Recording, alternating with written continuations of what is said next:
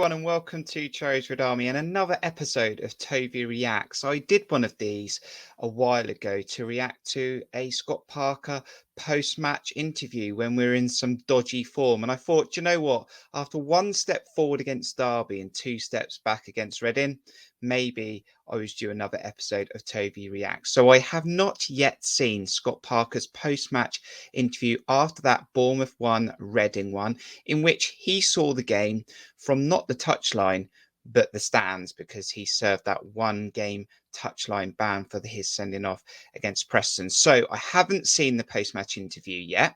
I'm going to react to it. I think there was a bit of frustrations again in the stadium and around the performance. There doesn't seem to be much happy medium at the moment with the club. So it's either very much high or very much low. But I'm going to get straight into it and we'll discuss it. I have some feelings myself.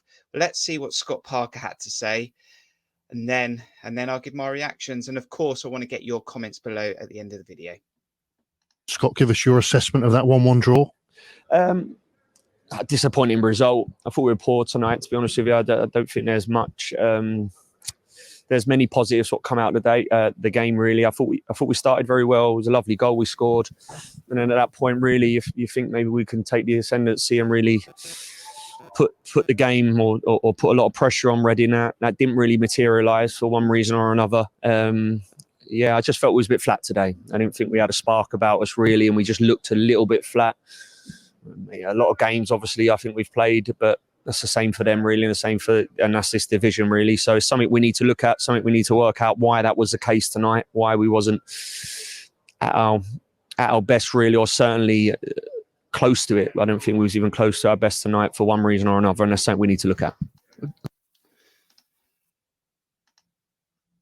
And the big question for a lot of us is he clearly sees it. He clearly sees it because he's saying it there. We off the back of a good performance against Derby, not completely a complete performance against Derby, but a lot better. And we thought we'd go into this game against Reading with high hopes. And we thought that, that we would see a different side to the team and we'd build on that Derby performance and we'd kick on. And we knew that a massive 3 points against Reading would put us in a lovely, lovely place going to Huddersfield. But why not? I mean, if you think that we're going to be tired, then surely you make a couple more changes. I can understand with consistency. We know that the best Bournemouth teams always had consistency. You knew what the starting 11 was going to be. Maybe one player here, one player there.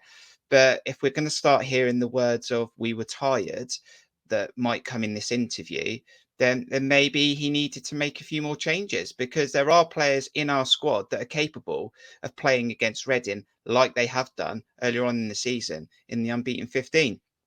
But we've, why is it not happening? Why did it not happen on the night? I think these are questions that he could probably ask himself over 34, 35 games that we've potentially played. So it should be nothing new at this stage. It was a great goal to give you the lead, though, Scott. Lovely goal, yeah. Great goal, great move, lovely finish. Like I said, probably just disappointed at that point that you score such a good goal. You assert your dominance on the game so early that we then didn't really get real control and cause or pose them many more problems. We had a few chances. Game was always needing the second goal. I felt it from where I was, like in terms of in that sense. And they score a goal at that moment from edge of the box, lovely strike, and they probably deserved it, to be honest with you, on the run of it, second half certainly. Took something. Again, we definitely needed 2 goals. If you've seen our match day vlog on our channel, I said that we needed a second goal in this game at half time. I'm always back Mark Travers to potentially keep a clean sheet, but it wouldn't have surprised me if Reading had scored. Our biggest Achilles heel maybe has been this season is not killing teams off, not going full throttle, not pinning teams back for long enough.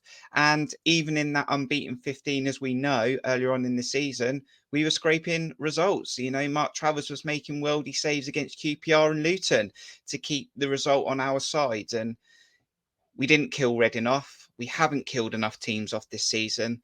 That's why it's going to go right down to the wire potentially for this automatic promotion.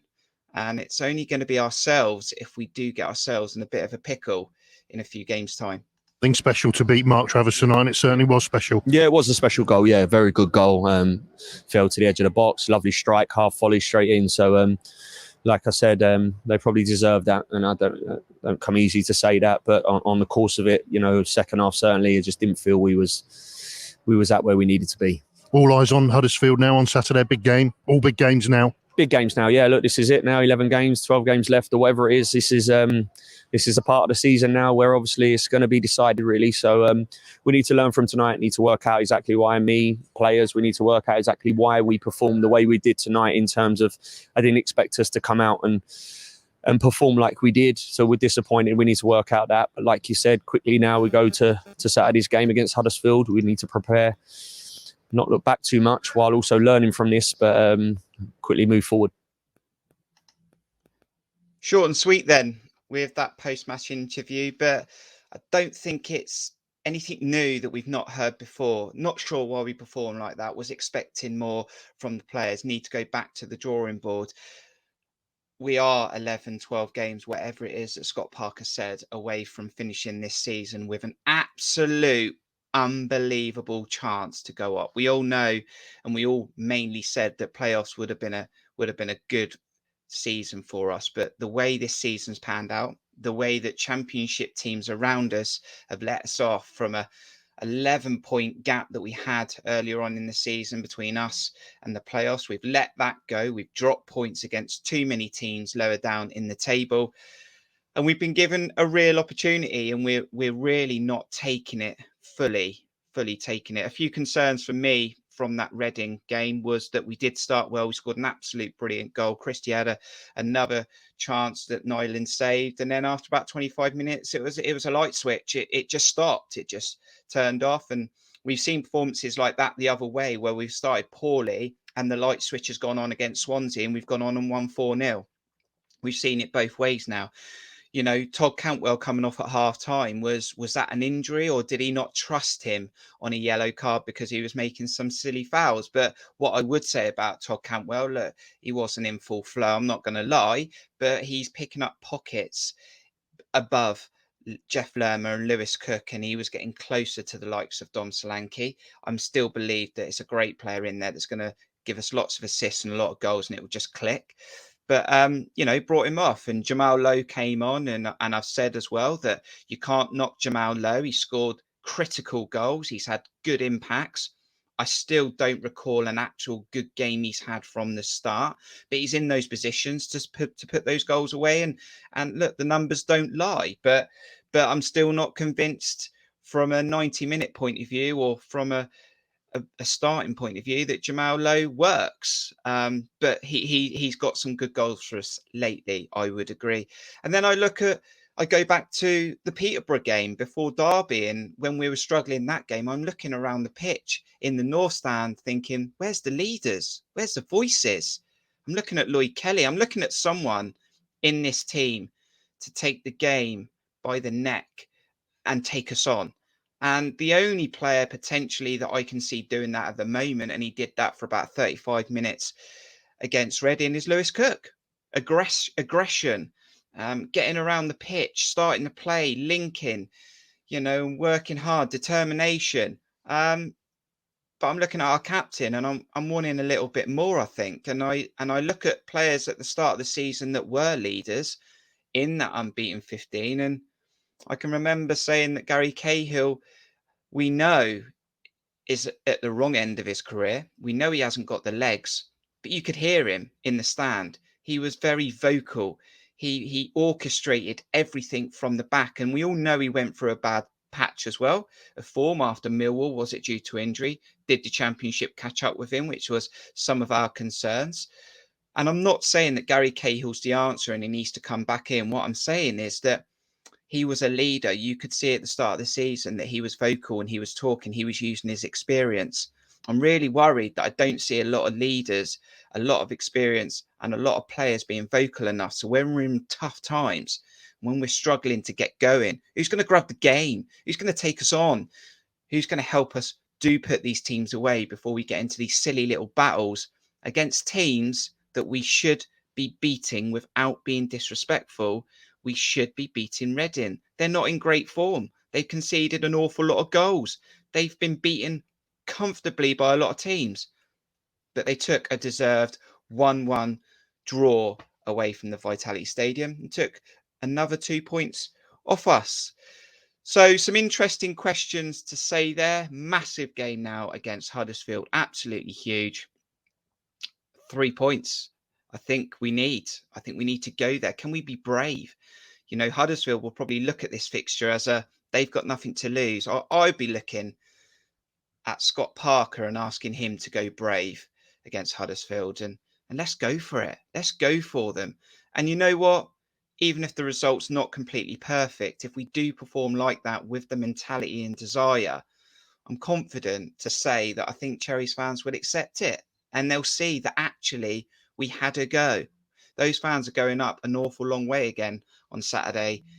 Please, let's not be turgid for 65, 70 minutes and then lose or draw poorly. Let's have a go. Let's give it something. Let's show a little bit of heart. Can some players step up to the plate and show leadership? Can we get ourselves into a good position in that championship game? Because if we get 3 points on Huddersfield, it will make up for the Reading result.